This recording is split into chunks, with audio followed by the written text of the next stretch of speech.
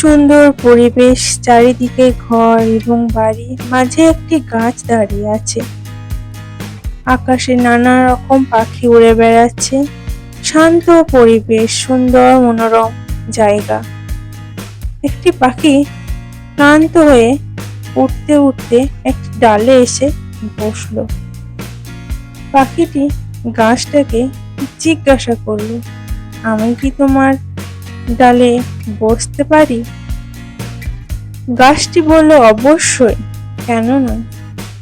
পাখিটি একটু বসে উড়ে গেল তার ঘরের খোঁজে। সে উঠতে উঠতে তার ঘর আর খুঁজে পেল না।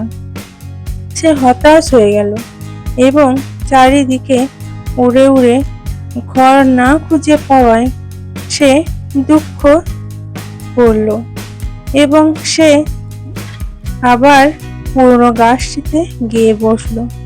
সে গাছটিকে বলল, আমি কি তোমার ডালে বাসা বাঁধতে পারি? গাছটি বলল, অবশ্যই।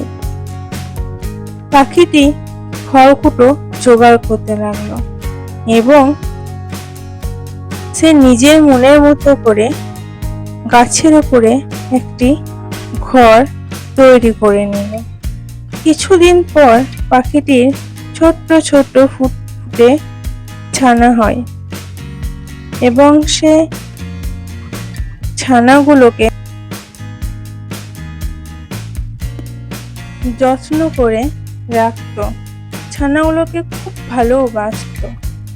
একদিন সে উঠতে উঠতে খাবারের সংগ্রহ করতে গেল। বাচ্চাগুলো বাসাতেই থাকলো।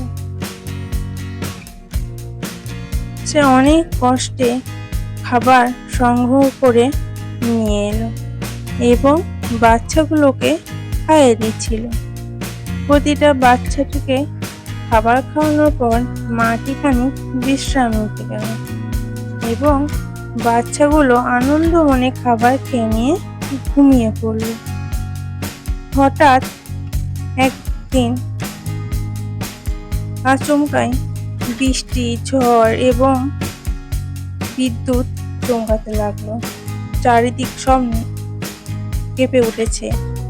গাছে পাখিগুলো বসে আছে পাখির বাসা এবং পাখিটি আগলাচ্ছে। গাছটি ডালপাল্লা দিয়ে পাখির বাসাটিকে বাঁচানোর চেষ্টা করছে। প্রচন্ড ঝড়, জল এবং বিদ্যুৎ।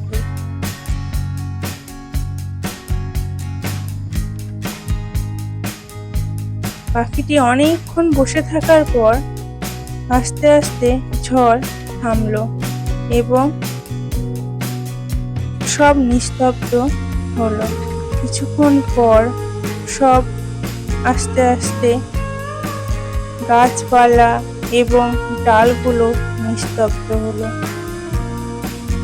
ছানাগুলো প্রচন্ড ভয় পাচ্ছিল এবং চিৎকার করছিল।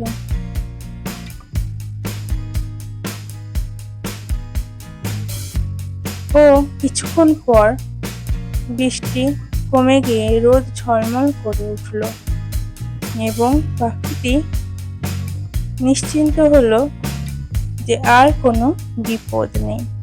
পাখিগুলো খুব আনন্দ পেল এবং আরো পাখি উঠতে উঠতে চলে গেল। পাখিটি ওই গাছে বাসাটি নিয়ে এবং ছানাগুলোর সাথে সুখে ঘর করতে লাগলো।